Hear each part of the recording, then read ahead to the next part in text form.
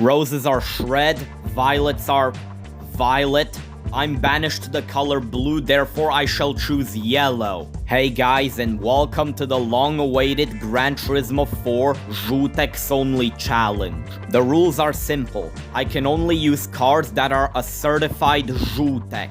Or if you're new to the channel or don't understand the joke, I can only use cars whose paint job is yellow. So, am I gonna be able to beat Gran Turismo 4 while sticking to only yellow cars? We're about to find out. So yeah, I'm not gonna tell you to subscribe because nobody does it anyway. Let's begin. Well, it's good to be back. Anyways, let's go to the used dealership to buy a starter car to make sure I'm not soft-locked from the beginning. So let's start off with the 1980s dealership, and so far I'm not seeing any Żółteks. Maybe if I keep scrolling down I'll find one eventually. Nope, there's no Żółteks here. The 1980s dealership didn't have anything, but let's see if the early 90s one has. It seems like this one doesn't have a Żółtek either. Let's see here. Oh, never mind. Heh, perfect. An SIR2 Civic is exactly what I need. And so we have our starter car. I'm not gonna bother looking for more because they're probably way too expensive. I also transferred over the 100,000 credits I get from my GT3 save file to make things easier for myself. And before I forget,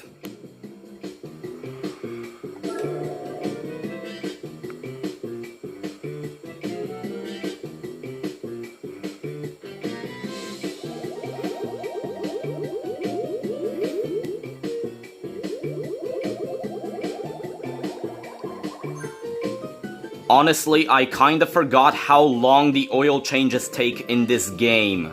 Anyways, now that we got our starter car, let's go race. First, I'm gonna do Sunday Cup because why wouldn't I do Sunday Cup first? And this might also take a bit longer given that Sunday Cup in this game has like 5 races unlike GT5 where it only has 3. Anyways, the first race is at Autumn Ring Mini, a track which I haven't been to in a while. Anyways, let's see how I do. And so the race started. The first corner came around and I managed to easily beat the Fiat Punto and the 1 Series. And then I managed to overtake the Scion XB very easily. I thought I would be able to overtake the best of the box winner, but I ended up smacking into it instead. I tried to overtake it again on this corner and actually succeeded this time. After that, I managed to catch up to the Fiat Barchetta, which was right in front of me, and overtook it. Overall, this race was really easy, and I didn't even break a sweat keeping my first place. And I've earned 600 credits, which is not a lot, but I'll take it. The second race is at beginner course. Really, all I had to do was wait until the braking zone, where I was able to overtake the Fiat Punto and the Barchetta. Then on this corner, I was able to overtake the 2 French cars using some clean racing. And then on this corner, all I had to do was drive, and eventually I overtook the Toyota Vitz. And just like that, I managed to overtake all of my opponents on the first lap, and now we just chill for the rest of the race. As simple as that. Earning my well-deserved 600 credits. The third race is at High Speed Ring, a high-speed track where I beat everyone like always. Anyways, just like in the cursed GT2 A-Spec playthrough, all I had to do was drive, and eventually I overtook everyone. Not really much to say here. And I even managed to build a 5+ second gap over them thanks to the skills I've built up in Gran Turismo 5. Anyways, the straight came along and... sorry, I couldn't help myself.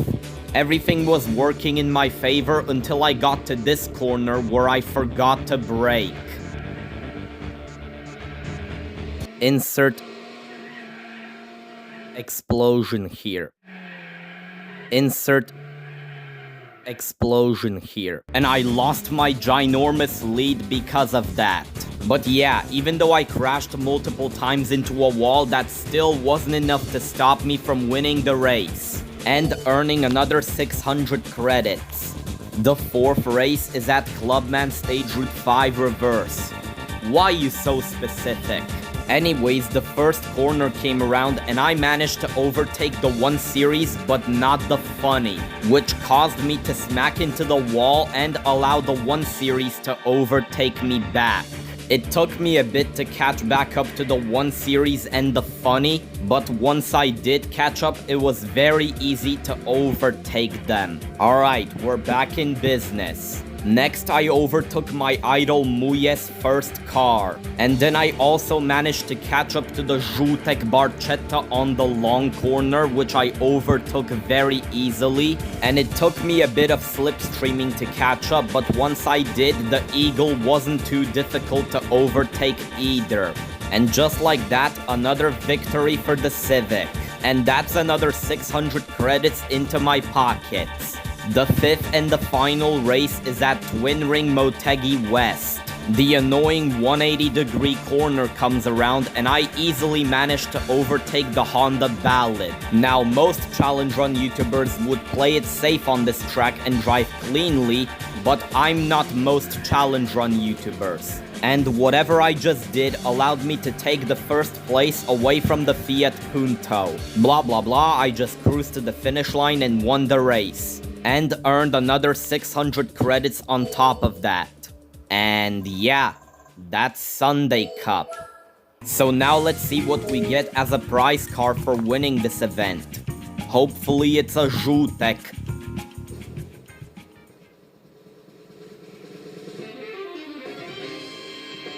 Alright, so we got this prize car. And do you see anything wrong? That's right, it's not a Żółtek.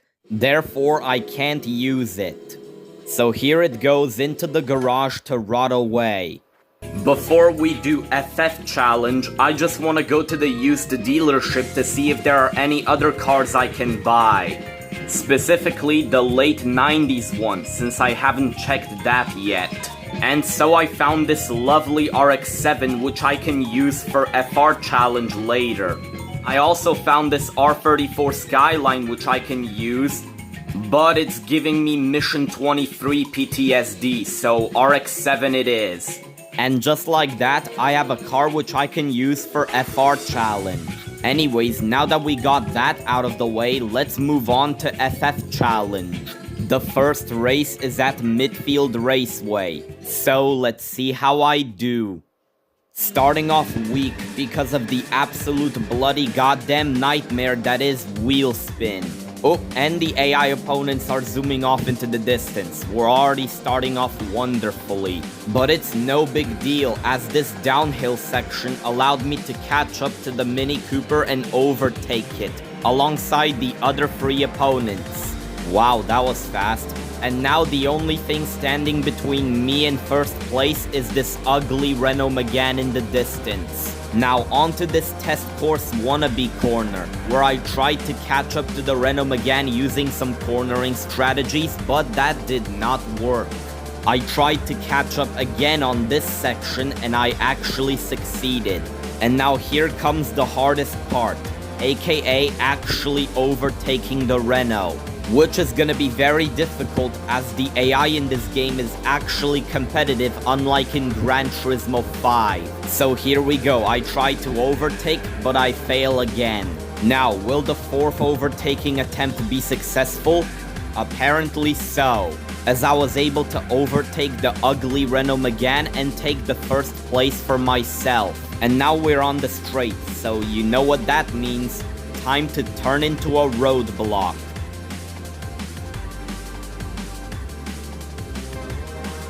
The roadblock strategy worked, allowing me to build a bigger top speed than the Renault Megane, and to build a decently sized gap over it.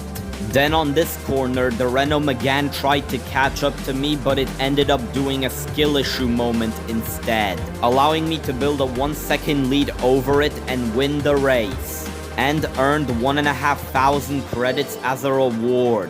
The second race is at Suzuka East, and I'm once again being slowed down by this god-awful wheel spin. But it's not like that matters anyways, as I managed to overtake the Honda Prelude and the Dodge Neon in front of me as well. And then I managed to also overtake the Fiat Coupe Turbo Plus. And as for how I overtook these two Renault Meganes, who says I can't cut the track at Suzuka? And yeah, overall this race was really easy. And you're probably wondering, why did you cut the track? Well, I still would have won the race regardless of if I cut the track or not. Once again, thanks to the skill I've built up in Gran Turismo 5. Matter of fact, I sabotaged myself on purpose and still won with a 3-second lead, and earned 1,500 credits. The third race is at Hong Kong, a track which I don't particularly like. Anyways, the first corner came around and I managed to easily beat the Primera and the 206cc. And I also drove over the speed bump looking thing while trying to catch up to the Eclipse, which I managed to do on the next corner. And then it took me all the way till the end of the second lap to catch up to the Fiat Barchetta. But once I did catch up to it, it was really easy to overtake it. And now all I have to do is overtake the Vectra and the first place will be mine. I tried catching up to it braking zone after braking zone, until I got to this annoying 180-degree corner, where I managed to catch up to the Vectra and overtake it. And I almost spun out because of the stupid wheel spin. And then I had to hold off the Vectra for the rest of the race, which was easier said than done. And luckily, it was enough to stop it from overtaking me and taking the win. And earned 1.5 You get the point. The fourth race is at Grand Valley East, where the wheel spin strikes again as it's another grid start. Anyways, the first braking zone came around and I managed to overtake the Alfa Romeo 156, alongside the 206 and the Golf Mark IV. And then on this corner, I managed to outbrake the Eagle. And then I overtook it on the downhill drop, alongside the Silverstone Barchetta back at it again. Overall, this race was an easy dub, or so I thought, as the Silverstone Barchetta overtook me on the straight. And so I tried to overtake it back, but I failed horribly at it. And then I tried to overtake it back again on the next proper braking zone, but that did not go as planned. As you can see right now, this was the last straw and I knew exactly what needed to be done. So here I go in the Silverstone Barchetta, bonking it into the sand trap, which allowed me to take my first place back, which allowed me to win the race with no problem, and earned insert number here credits. The fifth and the final race is at Twin Ring Motegi East. I tried to overtake the 147 on the first corner but failed. I tried to overtake it again on the next corner and succeeded this time. And then I managed to catch up to the Nissan Primera and the Fiat Coupe and overtook them on this corner. And then I overtook the Aventime. Wait, why is it blue? And now all I have to do is overtake the CRX Del Sol, which unfortunately I did not manage to do by the end of the first lap. I knew that history needed to repeat itself if I wanted to win. Anybody getting driving mission 9 PTSD? Anyways, it seems like that hit allowed the Aventime to take back its second place. But as expected, nothing happens after I overtake the leading car. Either way, I won the race, and the Aventime finished in second. And I've also earned 1,500 credits for winning the race. And yeah, that's FF Challenge. Anyways, let's see what I get as a prize car for winning this event. Hopefully it's a Żółteks unlike the last prize car.